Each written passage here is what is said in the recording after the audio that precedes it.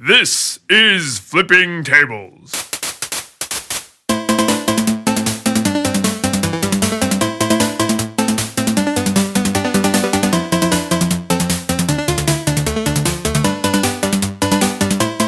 This is Flipping Tables, a show about gaming, culture, technology, and whatever Mike and I feel like talking about. Yep, big red buttons is one of the things today. Woo-hoo.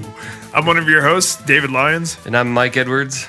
And I think we have some follow-up from actually a couple previous episodes. Yeah, apparently a joke of mine went unnoticed, which that's a tragedy. It is a tragedy. And we have to rectify that immediately. So we were talking about how CenturyLink is turning Denver into a gig city by unveiling their fiber network. And I snuck in a little high in fiber joke that one of our listeners decided didn't get much love because you just blazed right on past me and kept talking about whatever you were talking about. And I'm not known to do that. That's not in my normal personality set.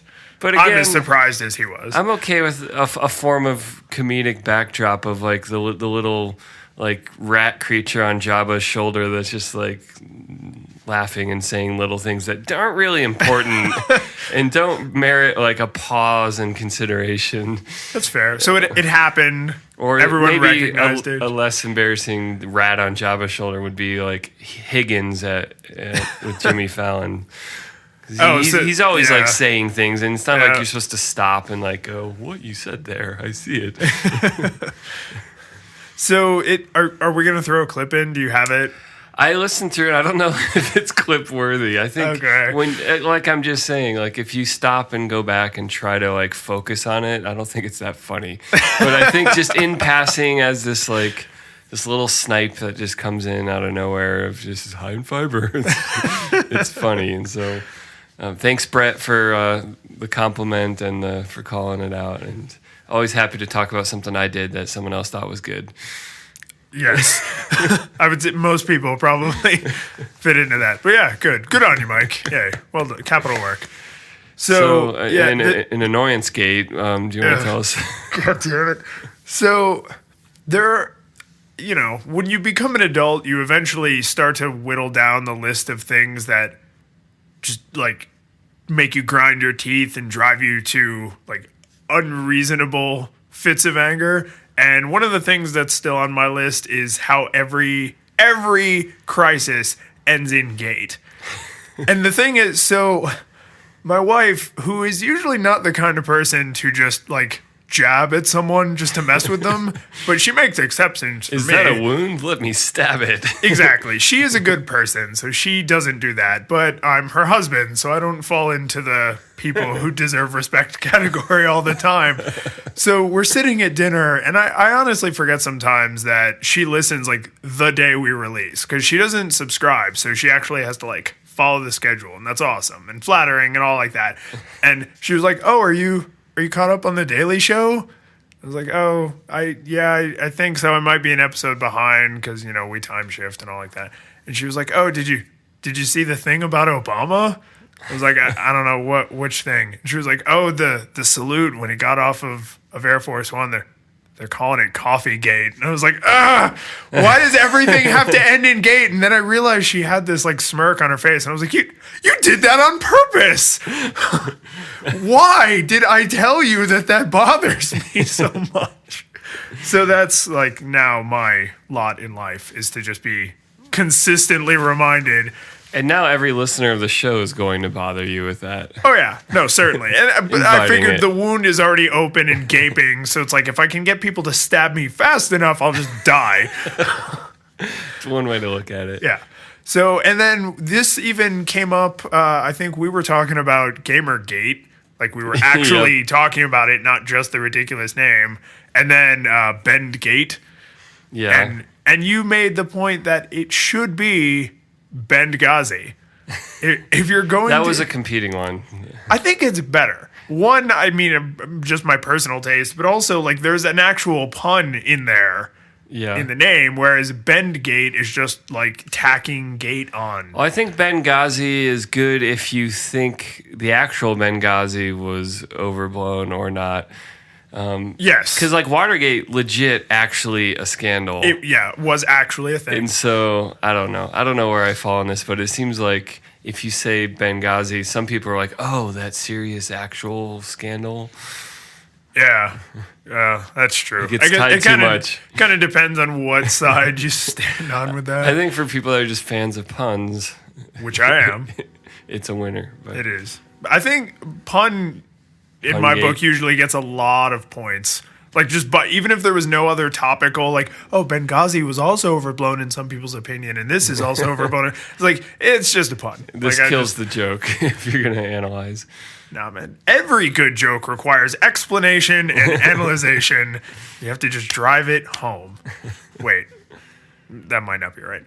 So I heard you were assaulted. Someone tried to rob you recently. Yeah, so this is a serious thing. Comcast decided that property that I owned was not owned by me and deserved to be taxed monthly by them. And how long have you owned this property? I've owned a cable modem made by Motorola since 2010. When I moved here, I was like, I'm going to own my own modem. I'm not going to pay $7 a month for this. And they decided otherwise. And so we're in the middle of, my Shelby, my wife Shelby, she's your Shelby, took one for the team and actually got on chat with them. And, it's like, I'll do the dishes if you'll call Comcast. Like, it's that level of a task. But they're going to refund us, supposedly, or we'll be watching like a hawk to make sure we actually get refunded for a while now. They've been tacking this charge, and we didn't notice at first. Oh, so this wasn't the first month? No. Oh, geez. But it's just subtle because you're like, oh, our bill's about this much. And, right. And then you finally look at it and you're like, oh. So this is exactly, like when you first told me about this, I was like, oh, see, Mike is the kind of attentive person who would like pick up on this thing. If it even got past you for a few months, that's exactly my fear is, that somewhere inside of Comcast, they're just like throwing names into a bin and it's like, oh, this person, we're going to just throw a $5 fee onto their thing every month and hope they don't notice. And make it really difficult to take it off so that most of them will give up. And I mean, I know that sounds like really evil. Like you would have to be an evil corporation to decide to steal from your customers. But if someone knows about the inner machinations of Comcast, please explain this to me. If you have a customer who does not have a fee on their account and nothing about their account changes, why would the fee suddenly be added? Is there some horribly broken algorithm that was like, oh, it's been 4 years. This guy must have a modem from us. I mean, that seems unlikely, right? So a human being went into your account and was like, or maybe they automate this. Maybe they're just like, flip the fees on for everyone. Well, but still, that's like next a conscious time, gadget. Next time. But that's a person still decides like, just put fees on all those accounts. Like, why would you do that? Well, I'd still love to leave Comcast. I looked into Gigabit, CenturyLink, and I don't think they hit our neighborhood yet, unfortunately. But soon. Bring it on soon. When will then be now? Soon. Now I have to find that to put in the show notes. Another piece of feedback we got from the same listener that called out my amazing joke was that apparently I didn't make him happy completely in the episode because spoiled. That means he's a discerning listener. That's good. What I like about it is clearly he was looking at some older episodes of ours, so we have a back directory listener. Apparently, I spoiled something about Fargo, the TV series, namely that certain characters die. I'm spoiling it again. Just in case you missed it the last time. And apparently that was a big deal. And I'd remembered that something you've been fond of saying for a while now is that spoilers, according to research, don't actually ruin our enjoyment of things. Now, is this true? I see two viewpoints in our notes. Well, so these are the two things that I linked to. There's an NPR story that, like NPR does, they do a good job of kind of boiling it down and delivering it in a nice little package. This research that maybe knowing the outcome of something ahead of time doesn't ruin your enjoyment of it. It may actually increase your enjoyment of it because then you're not trying to solve the puzzle, right? You can just enjoy the story because you're not trying to guess who done it. And then the flip side to this, which I think is actually direct response to this conversation, was the PBS Idea channel on YouTube talked about spoilers not from the psychological weight of how they affect your experience, but there's like a culture around spoilers. And specifically, like I said, I time shift basically everything I watch. So technically, I never see anything live. Everything can potentially be spoiled for me. And I don't care. Like, I've decided that for me, it is not that big of a deal. But people do care. So why their feeling is a real feeling. So before you get to the point of saying you don't feel that way about this thing I decided to tell you, how do you explain their... Well, this is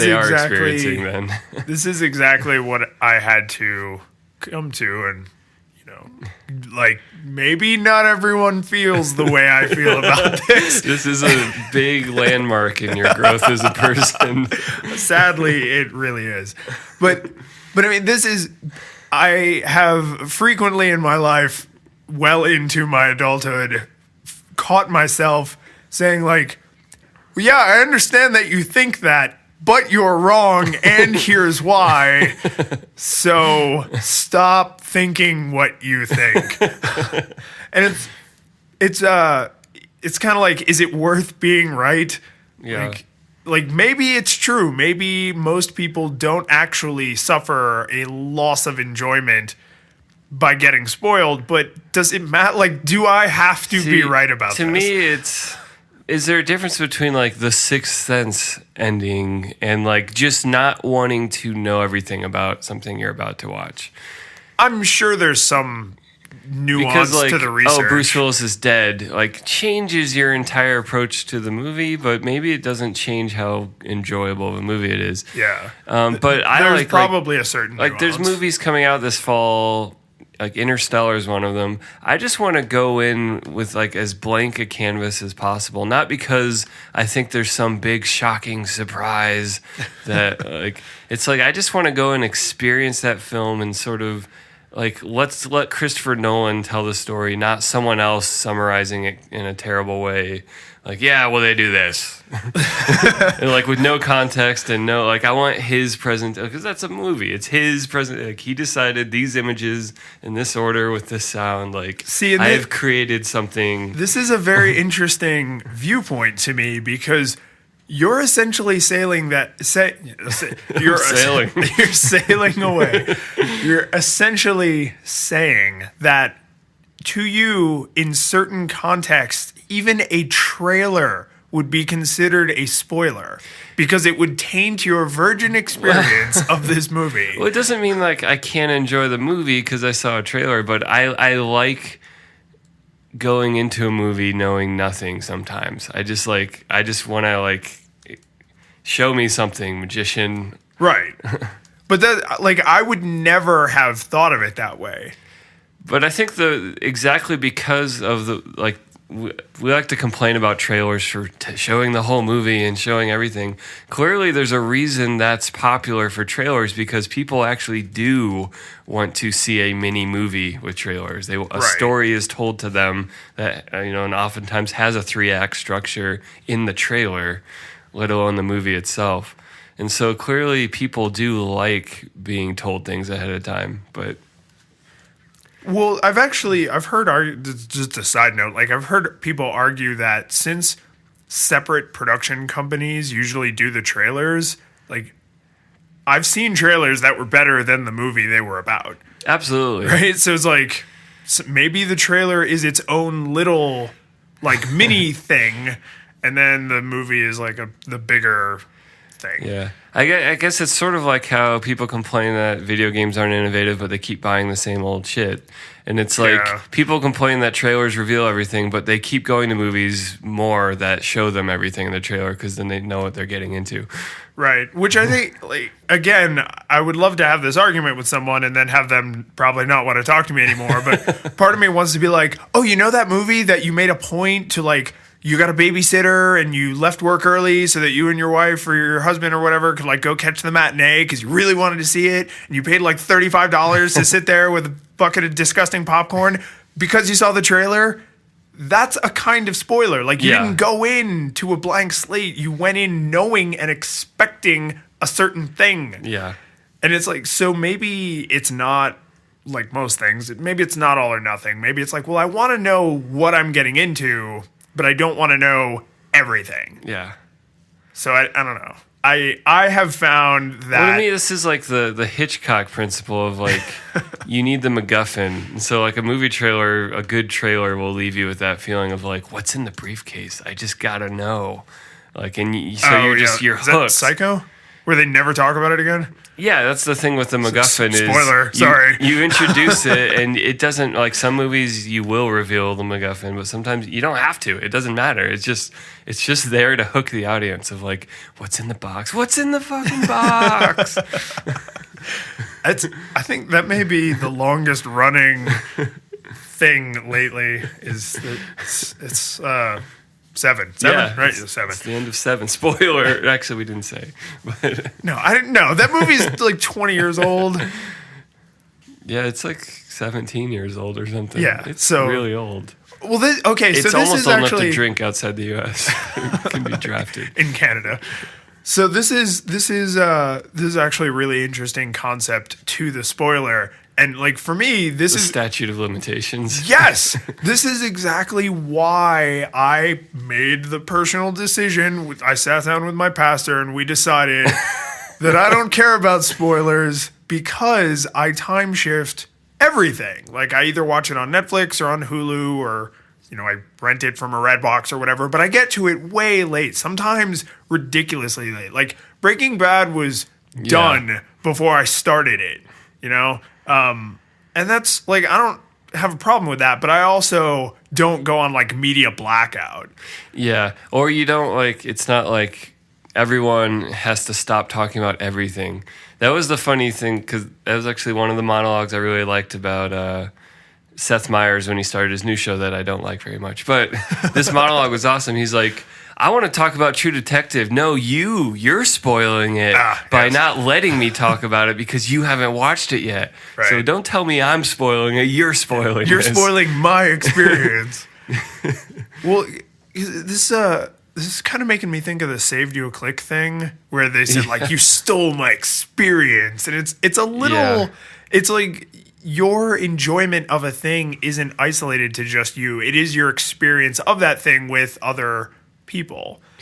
So I mean, like with Breaking Bad, like I'm about to spoil the end of Breaking Bad, so brace yourself. The guy with cancer who's a drug lord dies. Big shock. I won't say how he dies, but I knew eons before I even thought about watching the show that he died because someone tweeted like, oh, this newspaper in New Mexico did this clever thing where they did a Walter White obituary, and I was like, I guess he dies at the end. The movie is Scarface with the mild-mannered chemistry teacher who turns into a crazy evil man. Exactly. So it's not like a huge shock that the person who lives a dangerous life and has a terminal illness dies at the end of the series. Yeah. So, like, that in no way harshed my enjoyment of what I consider to be probably the greatest television show ever made, or at least that I've ever seen. But I've learned to accept that most people don't feel that way. His death is just a detail that doesn't really matter. I mean, it does that it ends the story, but, like, he could go off into the sunset and you assume he'll die soon anyway because it was... Right, or that he'll die eventually because he's mortal. But, like, they told the story of his journey, and it's like, I don't think it changes much if he somehow survives at the end. No. Was it John dies at the end? That incredibly weird. Maybe I just didn't get that movie. See, that's a great movie just because it's playing with people's sense of not wanting to know, but wanting to know, but not wanting to know exactly what happens before they get into it. So what's the statute of limitations on spoilers? Do you have an opinion on this? Is it years? It's context sensitive. I mean, if you're going out to bookstores where people are waiting in line to buy the next Harry Potter and you're yelling Snape kills Dumbledore, you're a douche. What? You're a douche. But if you're have your own podcast that people opt in to listen to and you discuss something well after it's over, then I think it's okay. I think it's mostly just funny if it got spoiled for someone because they opted into this. So with that completely generic, non-real life example, so we've established that there is, in our opinion, definitely a statute of limitations. Yes. Do you think, so I hate to act like books are their own special separate thing, but culturally in modern society, books do not tend to carry the same water cooler weight as like a television show. Even if maybe everybody read the book, people don't gather around and be like, so have you read any good books lately? They probably should. I don't think that they do that. So would you say maybe the statute of limitations for a book is shorter than for a TV show or vice versa? Because I feel like when The Sopranos ended, like everyone talked. I didn't watch that show, but I know how it ended because nobody would shut the hell up about it. Yeah, I mean, clearly our culture has mostly moved on. Like for the stuff that becomes mass culture, it's almost always TV and movies, and it's still books sometimes, but it's like Harry Potter did it, or you know, like the so latest it wasn't Snape, it was Harry Potter. Latest book that's becoming a movie and has everyone's attention, but it's not like every bestseller. It's like, oh my god, did you just tell me the ending to Malcolm Gladwell's book? That's true. They don't do that. But this is what I mean. So with books, I feel like you would have a slightly different spoiler window, because with a TV show, it's like, make your peace with it, because if 7 million people watch the finale all at the same time, that means they're all going to be talking about it the next day. If you want to talk or about, actually at the same time, it because may they're live actually tweeting. be longer for books because people time shift much longer to actually get to books. Yeah. So between but it's also the wider entertainment window and the fact that people don't talk about them as aggressively, you probably do have a way longer spoiler window. But then if you're reading a 10-year-old book or a 40-year-old book and they're like, yeah, he drops the ring into Mount Doom and then it's over. And then the Eagles come in and it's like, why didn't we just do that in the first place? We're not having this discussion. So I mean, how do you feel generally? Because I know you do have this kind of interesting thing with movies where sometimes you want to go in like totally untouched. Yeah. So it's like you need to know that the movie exists and you need to have a hook. Or have you ever done that? Have you ever just gone to the movie theater and you're like, that one, I know nothing about it? No, not like completely like I only know the title of the movie and I'm just going to go see 22 Jump Street. No one has ever said that. But no, but I've definitely, like, my brother's like, hey, I'm going to watch this movie. And it's just like, okay. And it's sort of like the hook is I trust my brother to select something at least interesting. Maybe he doesn't know if it's good yet, but. So he's like your trailer. Like, that's the filter. Yeah, or, someone can just be like, you should watch this. It's sci-fi, and it'd be like they don't have to say more if they're like, just check it out. But it couldn't be like a crazy person on the mall. No. Like it's got to be. So there is still a filter. It's just for you, it's more social than like the trailer, maybe. Yeah, worse than like other people spoiling things, or even a trailer necessarily spoiling something. I hate it when a movie's advertising says there's a twist in the advertising. Yes. I find that more irritating than almost any other aspect of this discussion. Yeah. It's like, you will never guess the twist. I'm like, all right, who's not who they appear to be? Because you just made this. You made it a whodunit. Well, and I think there was a time pre The Sixth Sense where you didn't expect every movie to have a big twist. So saying this is the kind of movie with a puzzle in it was just a form of advertising. And then in like the 2000s, it became like this one-upsmanship. Yeah. I saw a list, it might have been on Cracked. I'll see if I can find it, but it was a list of like movies that like if you just watch the trailer, not only does it give away the general movie way too much, but it completely gives away the twist.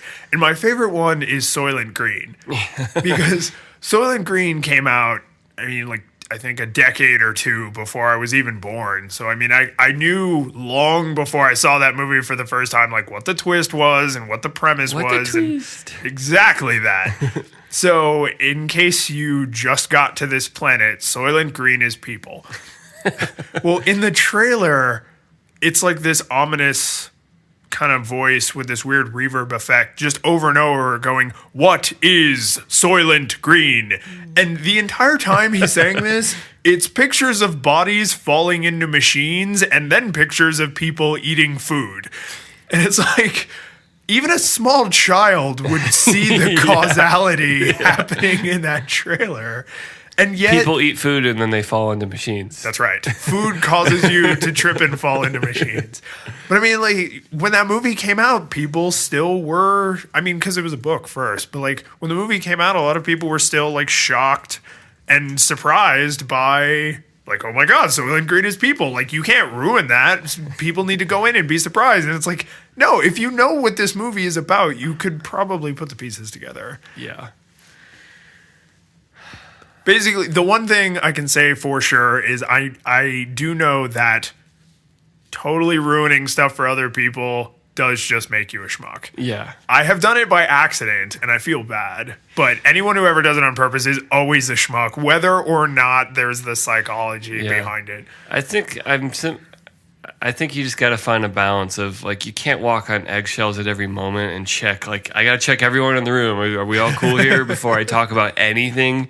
But you also don't have to go out of your way to... Yeah. Like, other people do care about having some kind of unspoiled experience sometimes. Yeah, I think if it happens by mistake, it happens by mistake. But there is also just some people are just mean. Like the Snape kills Dumbledore people who like drove around. The classic sitcom version of this is dad or whoever, main character of the show, VCR the baseball game. The big game, yep. And, avoids like 16 different chances to accidentally be told. And then when he walks home, his roommate's just like, oh, did you see they won? Yeah. Yeah, that's probably been in every sitcom. And to me, if that then makes it impossible for you to enjoy the thing, not enjoy the thing more or less, but impossible to the point where you don't even watch the thing, then maybe you don't really care about the thing. You just care about the outcome. Because, like, I knew going into The Sixth Sense that Bruce Willis was dead, but that's not what the movie's about. I don't think people that get spoiled with sports just care about the outcome. I think it's almost like knowing the outcome makes it hard to get into the drama of anything could happen. Because now not anything could happen. Something very specific happened. But is that any different than knowing it was the butler who done it? It's the outcome. No, I think it's very similar, but that's why it spoils a sports game. A sport ball match. Yeah. All right, have we beaten this horse enough? We have, but I tried like twice to set up a really good segue, and it flopped so horribly. So I'm going to say segue. And not the dorky kind, the good kind. You've been playing Shadows of Mordor. Yes. And I'm curious about this game because my entire exposure to this game happened in this really consolidated kind of weird way. Like, I didn't know this game existed at all. Then everyone on Reddit talked about how it had the best graphics ever made. Nope. And then this guy on The Verge was like, there's literally a button where you brutalize people and there's all these crazy moral choices and it's blowing my mind hole. And then you said that you were enjoying it, but it's really not cracked up to all the hype. And that all happened in the span of like 4 days. So it's just like, I had this crazy story. I don't know how to feel. I really don't. I mean, first off, it's a next-gen game, so I don't have any way to access it directly. It's on PS3 also. Oh, is it? Yeah, which makes this headline even funnier. So the thing I wanted to say about it is, so the Verge ran this article. It said, after a year of waiting, we're finally seeing the new generation of video games. And it's this big, like, at long last, we can cast off the shackles of the old systems, even though this is a cross-platform game. And we'll see the future of slightly better graphics and similar open world games. So of more particle effects on screen. So I disagree vehemently with the idea that Shadow of Mordor is some completely next gen experience. It's like I tweeted about it. It's Assassin's Creed taped to Batman, which is a very good thing. It's an open world icon hunt with a really great combat system, which is one of the weak points of Assassin's Creed. Is sword fighting is not that fun. It's really not. It's. Whereas, have you played Arkham Asylum? Not yet. Okay, punching people in that game is so much fun. It's so awesome to punch people in the face in Batman Arkham Asylum. Nope. That's just forever now. And so that's what the little magic formula that's working in Shadow of Mordor. And the graphics are nice, and you got amazing draw distance, and it's all shiny and whatever. But I don't think anyone would look at it and be like, this is a Doom 3 or Half-Life 2 leap or a Crysis leap, or I don't know what you would point to. I guess Mario 64 after Super Mario World. Sure. That's probably one of the biggest leaps that ever happened. It was a big jump. It's not like that at all. So I don't understand this, finally we can herald the new era. I mean, is this just another case of the hype machine, or do you think that this game had an that's unusual the interesting hype thing. machine? It has a very unusual hype machine because it wasn't like Watch Dogs by Ubisoft, which was 2 years of hype. This is the few. Never mind, we forgot about it already. No one talks about Watch Dogs. That's true. This is more like no one knew it existed, or you saw previews, you're like, man, it's another Lord of the Rings game. It's probably a 7 out of 10. Who cares? And then all of a sudden, it's like, oh wait, this game's really good. To the hype mobile. So it almost sounds like people are going back and making up for lost hype. Yeah. They're like, oh, we should have made a huge deal out of this, and we didn't. So now we'll make an unnecessarily huge deal out of it to no benefit of our own. Because, I mean, if the company hypes it, they're trying to increase sales. Yeah. If the fans needlessly hype something, they're just trying to prove that the thing they like is worth liking? Yeah. Well, I think it's nice to have a game that actually is really good that wasn't, brought in by 1,000 trumpets and elephants and Prince Ali. Well done. Good on you. That it really was just we made a really good game, we advertised it some, and now there's a really great response to it, and now we may get to make another game because this industry is really difficult to keep making AAA games. Well, and yet we keep churning them out. But it's surprisingly an easy pitch. Do you like Assassin's Creed and the combat of Batman? And you just want that in a cool fantasy universe where you can just kind of run around and do whatever you want? Enjoy. This is going to be fun. Then here you go. Don't really care about that? Then whatever. But so, all right. And it just does a lot of the little things right. It's really polished. It's got this really rich upgrade tree. So, there's little things you start off pretty... Is it like the Diablo style? Yeah, there's branches of abilities, and they actually are meaningful changes to what you can do. It's not just that thing you like doing is slightly more effective. It's no, now when you hop over a rock or anything, if you press X right away, you get a little speed boost. The rock and explodes. You get really addicted to you're just hurtling and jumping over things. Parkour. Yeah, and you're just you get faster and faster, and it's just this is really fun. So, okay, so then that is a good segue into, you have the skill tree, and I understand that this game has a really potent moral tree. There's a lot of big moral choices in the way you interact with is it the Urk? The evil orcs, the extra super evil orcs. I haven't gotten far enough to notice any moral. It's the only thing I've noticed so far. So it's there's a bunch of Uruk-hai around, but there's also these captains that are kind of wandering around. And when you encounter one, it like zooms in on their face and they're like, I'm gonna kill you, or whatever. They have like a one-liner. So like within their ranks, like a captain in their army. Yeah, there's different levels. Right. Yeah. And like if you fight one and you let him go, or if he kills you, because there's some storyline reason why you can revive yourself. But, so it's not like time rewinds. It's like the story continues beyond your death. Yeah. Okay. There's a weird you've been sent in between life and death, and so you're like in this in between state. So that's why you can keep coming back. Okay. Video game logic, but like they become characters, like they become nemesises. Like if you ruin their camp, and they'll be like, I hate you, and they may grow in power and rank over time and become harder to kill. Or you kill one and someone replaces him, but he's a new guy and he's wimpy and easy. But there's like an interesting dynamic there of like the army has actual officers that you can assassinate, and like it changes things and shifts things. Well, that to me is, I don't know if you call that like immersive gameplay or like a strong moral tree where the story branches, but like that to me is a way more like immersive and interesting game mechanic, because I'm a fan of just tell me a story. I mean, I like Final Fantasy. Yeah. You don't really make, even in the old ones where people acted like they were open world, they really weren't. Like, yeah, you could wander around, but there was might have one been a couple story. Towns, but it's linear story. Yeah, and that's fine. Like, I like reading books, and they have just one set out story. But I think one of the cool things you can do with video games is, like, you're actually a part of the world. So the way you play through Shadows of Mordor, you may see a totally different like events unfold than I would if I played.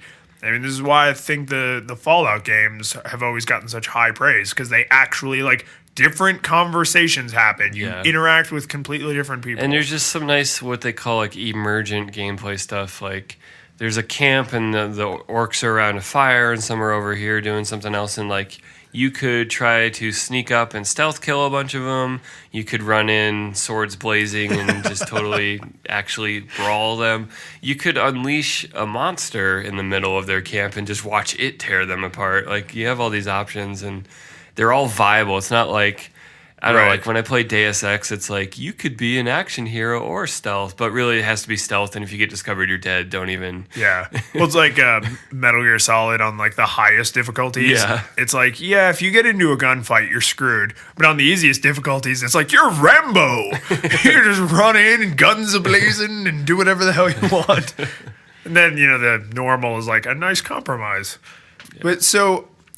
I don't know if you'll be able to answer this, but what I would be really interested to see, and what I'm sure would be a not small development undertaking, is if you sneak into the camp and assassinate, you know, one person and then disappear into the night, then there should be like a legend developing around this like evil phantom in the game universe. Or if like you unleash a monster on them, like, I don't know, like a dire wolf that goes and eats them, then it would be cool if you overheard people saying like, you know, there's been a rash of dire wolf killings and we don't know what's causing it. Like, because then they don't know that it's you.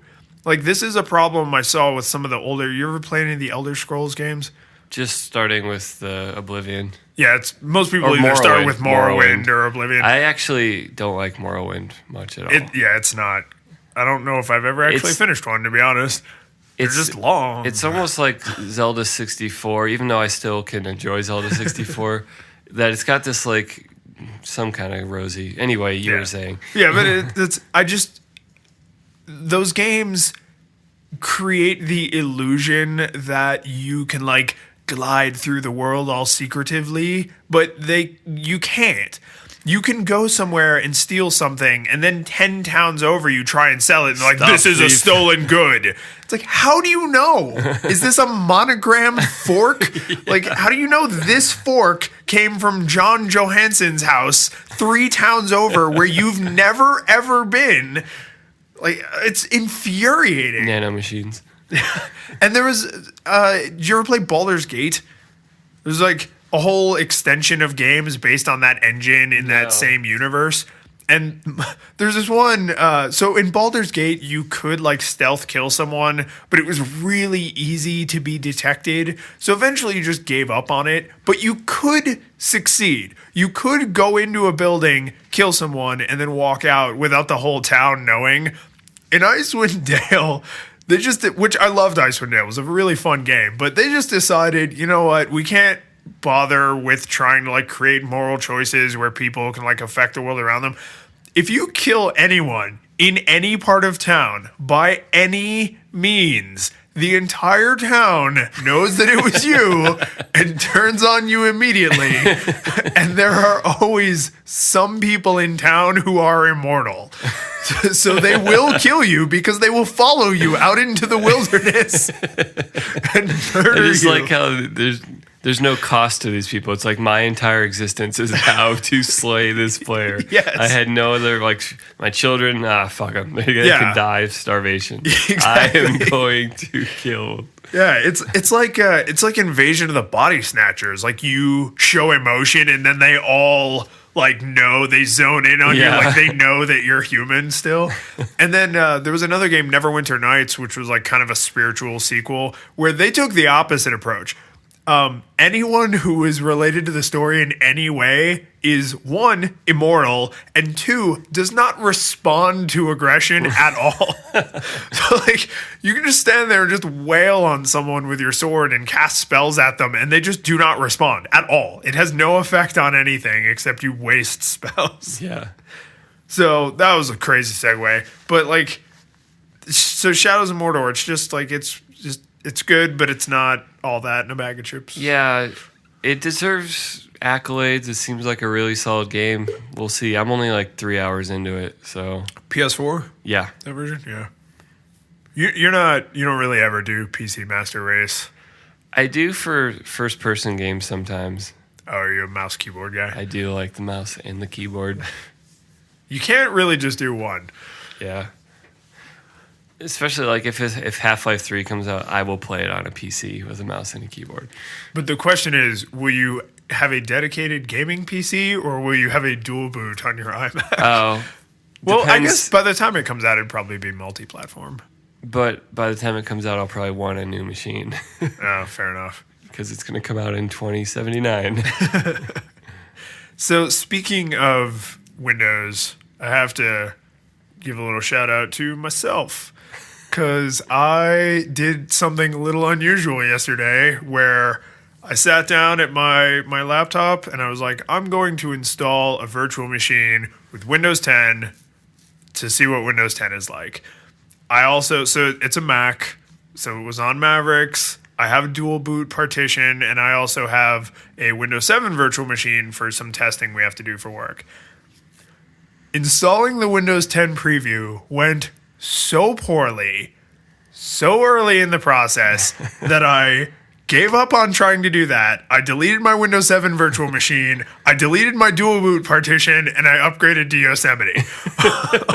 All in like a 2-hour span. I was just like, screw this, fuck Microsoft. It's just terrible. I don't want it. I'm sure Windows 10 is fine. Yeah. But it just something about You just snapped. I did. Something about the experience was just so broken. And I was like, I will get nothing out of this. And for the barrier to be this high and the reward to be that low. Yeah. See the new start menu. Yes, exactly. I mean, do you have any interest in Windows 10? Zero. Yeah. I mean, I know you're primarily a Mac guy, but you're also a tech person. Well, I've had a Windows machine alongside Mac for a long time, since the late 90s, because I'm a gamer. Right. So until recently, it did used to be a thing you had to do. And I've always not preferred Windows. But, Windows 7 was solid. Like, I can live with that. Yeah. I mean, there's still a couple hundred paper cuts if I had to use it as my daily driver. But as, something I boot into to play games, zero problems. Worked great. Right. Windows 8, oh, my God. Well, yeah, and this is the thing. So I don't know a lot of people that use Windows 8 in their daily life. My primary exposure to Windows 8 as a daily driver platform is my wife. And her job actually involves her remoting into a Windows XP machine. So her experience with Windows 8 is having a full screen virtual desktop. I see you got a 4K TV. Want to watch some old 4:3 television on VHS? Yeah, or old Price is Right episodes from the 80s that are terrible and fuzzy. Want to watch 240p YouTube on it? Yeah, so it's just like, I mean, she doesn't generally have any complaints about Windows 8. And I tried, man. When Windows 8 first came out, I still had access to a PC regularly, and I installed it, and I tried to use it for like a week, and I was just like, nope. And I understand that a lot of my little complaints have been fixed now by 8.1, but it's like I'm lost to them. Like, it's done. It's over. The start map of live tiles does not make sense outside of touch, and it never did, and they're finally admitting to it by stuffing those live tiles into the start menu of the desktop. Right. Yeah, because they tried to take the idea of quickly accessible widgetized information and just say, like, what if that was all there was? Yeah. Like, well, no, I don't. Which I have to say, like, OS X still has that. It's called Dashboard, and no one uses it. And people, like, stumble onto it and go, what the hell is this? Like, get me out of here. Yeah. Get me back to my desktop. Well, the same thing happened with the Launchpad. Yeah, they really want that iOS like grid of icons. But the difference is you can safely ignore it. Yes, you can. Which is, I mean, there's a lot of things in OS X that I pretend it's like the platform's so great because I've ignored the things I don't like about it. Which, but that's an option. I can do that. Exactly.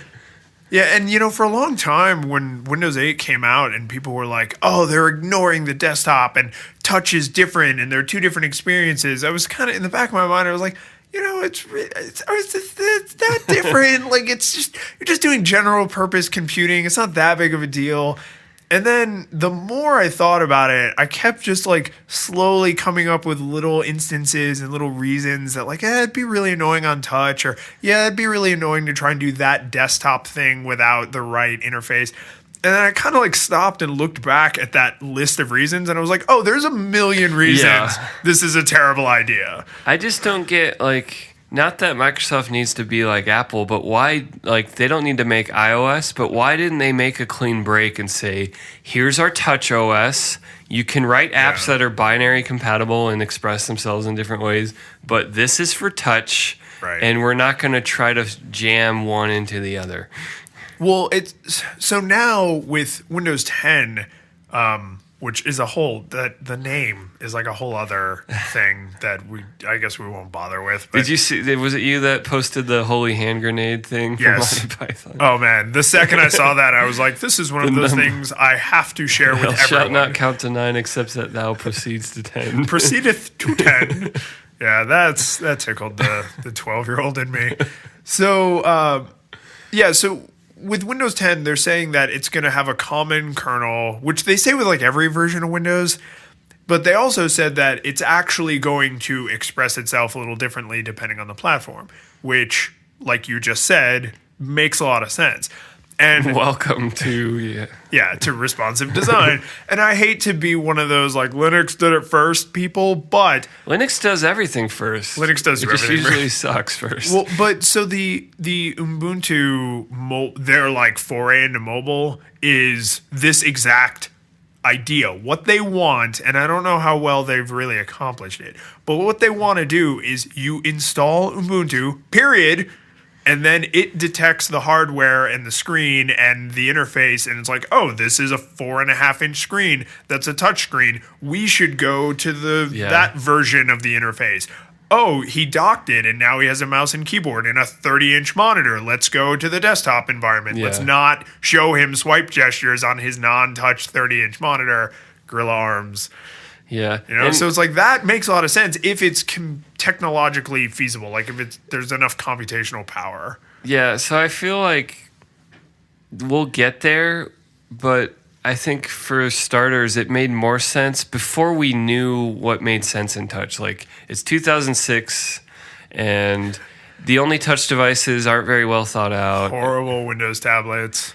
And, like, to me, it made sense at that time to say, we got to get smart about touch. Let's not try to do everything. Let's make a touch platform and the industry will collectively get way smarter about what makes sense in touch. Yes. Later, we can figure out how to make it responsively move between modes, but I think it was a lot smarter for Google and Apple to be like, let's just have a clean break from desktop computing and let's get really good at this first. And like maybe now with hindsight, you can be like, well, now we can do this responsive thing that's really intelligent at all sizes. But I think Microsoft thought they could just leap into everything at once. And their big marketing was we'll like... just have it perfect out of the gate. They're like, no compromise. I'm like, no, it's a huge compromise what you did. Yeah. You compromised how good the desktop was and how good the touch was because it was this jumbled mess. I wonder, so I've never developed a desktop application, but I have made some like responsive websites. I do wonder if a desktop environment is so much more complicated that saying to developers, hey developers, when you now need to detect for all these things, if it's over a certain screen size or they're on the desktop, you need to present an environment that makes sense. If it's a smaller screen size and they have a touch interface, then you need to present like that's on you to do. It is weird because it's like, where is the line drawn on when you switch? Because it's not just like, it's not like tablet versus phone where you're like, well, it's just a little bigger. Like, yeah, you can like do multi-columns or have like some different interfaces with a tablet, but it's not like complete paradigm shift. Whereas keyboard and mouse versus touch is like, now it's Fitz law, it's menus on the edge of the screen.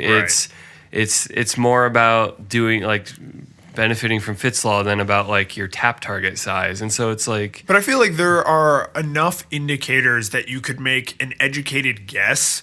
And then if all that stuff is part of your application to begin with, then the user can opt to change it. So say you're on, like you have that ridiculous Lenovo tablet somewhere. Not anymore.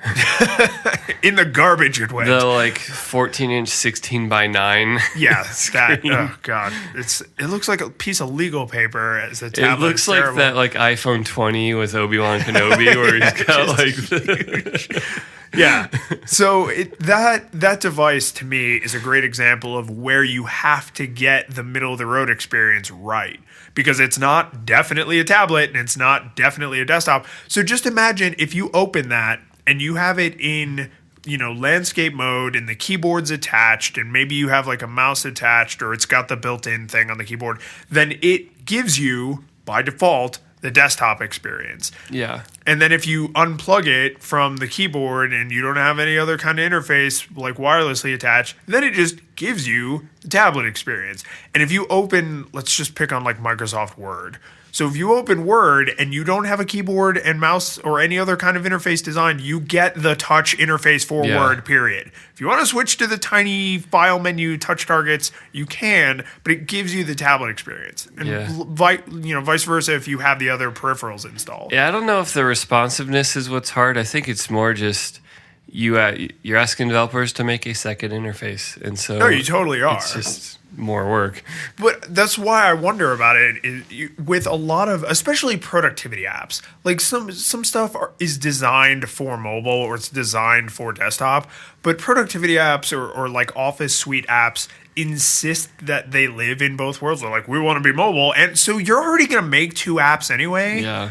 Like, would it not work? It's probably just, the platforms have to get there where they can... Yeah. APIs and the UI kits that are available to make this easy. So, because that's the thing is like, all of this is obviously possible as long as the platform's open enough to let you do it, which is most of them. Like iOS isn't quite, but it's also not a desktop machine, so it doesn't matter yet. But you also like you'd basically be inventing your own UI interface. Almost like a video game. Yeah. That has its custom UI, which is not a good long-term, like you want to use the platform stable APIs as much as possible. Yeah. Everyone who writes an application for Windows doesn't want to have to write the libraries to draw a rectangle. Yeah. And put the close button over here. And you're just going to have to, it's going to break every new system. Yeah. So maybe developers would want this approach. That's actually why Photoshop is always so late to being updated, because they do write their own UI. They do, yeah. So maybe developers would like this kind of experience and platform creators haven't delivered on it. Or maybe that's what I was thinking. Like with Windows, they pretended to deliver on it and failed. That was my argument. Like that, we have to get smart about. We have to know what touch is before we know how to build a platform that does everything. Yeah, and like, yeah, do you feel like? And maybe Microsoft's public failure, was an important learning process for everyone in the industry to be like, oh, this works, this doesn't. Right. So imagine like your MacBook Air. If you could detach the screen part, how would you feel if while it was detached it was no longer anything like the Mac you're used to and it was suddenly like an iPad? That'd probably be pretty jarring. Would it? But I don't know. I've never played with, like, I know some of the, like, didn't Asus Transformers do some of that? Or there's been a few. I know the device physically did that. I'm not sure how the interface I think changed. There's been a couple devices. I think it's fallen out of fashion. People haven't been doing it. But there were a couple early, like, Android plus Windows devices that would try to do that. Yeah. And my assumption there is it wasn't too great at the time. But maybe it could be done really well now. Yeah.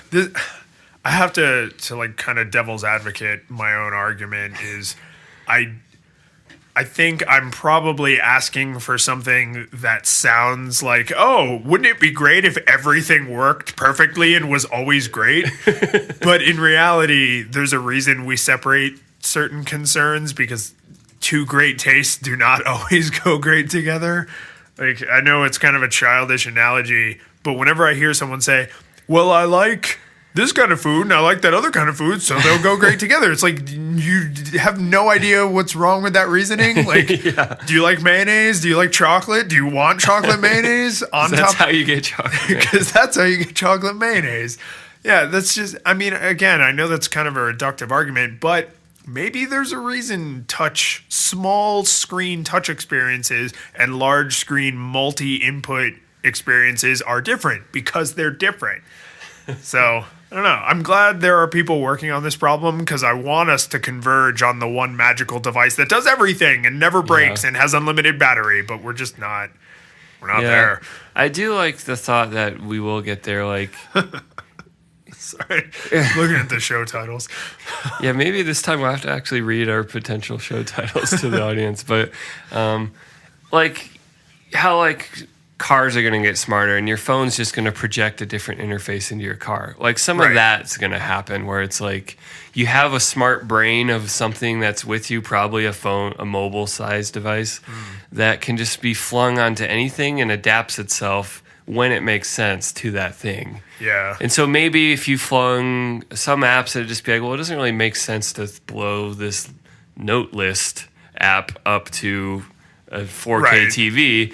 So maybe it'll just be a widget on the side of whatever else you're doing. But it's like we need to sort of find those paths and figure out.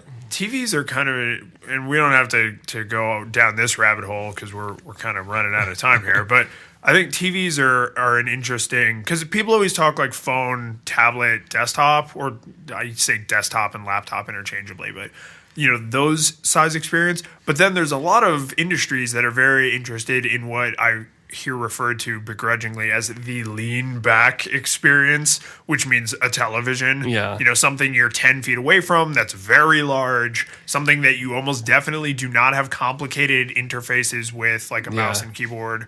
You're definitely not touching it because it's way over there. So I wonder, like, maybe certain concerns can be combined. Like, I think your analogy or your example of the car is a good one. Like, I want my phone to be my phone, but then in my car, it needs to do specific things in that context. It needs to play music, map me, and let me, like, send quick messages to people. Right. But maybe my phone shouldn't also be my desktop computing device. Like, maybe those concerns are different enough that we can draw a divider there. So I don't know. Someone please come out with a magical device that does everything, costs nothing, and has unlimited battery and lasts forever. If that would be great. I will take one. So, Mike, where can people find these show notes out on the internet? Head to flippingtablespodcast.com/035. Where can people find you on the internet? Head to pseudomichael.com. Or hit me up on Twitter at Medwards Music. You're bringing it back. Yeah. It's don't call it a comeback. So people can find me at Lyons in Beta, lyonsandbeta.com, all that crap. And this, I really want to hear if anybody's trying to decide which point Lyons is most interested on feedback on. I want to hear people about the spoilers. Because I've already made my decision about not ruining things for people. Yeah. But I'm curious, like, how people in general feel about this. And my suspicion is that it's divided along fandom lines. The more of a fan you are, the more... Yeah, you're invested. Yeah, the more important spoilers are to you. Or I should say not being spoiled. So let's hear it. How do you feel about spoilers in your life? We'll see, I guess, next Make week. your own hour-long recording and send it to us. I would take an audio message as feedback, but typing is way easier. No, start your own podcast. All right. Well, you start your podcast, and we'll see you next week.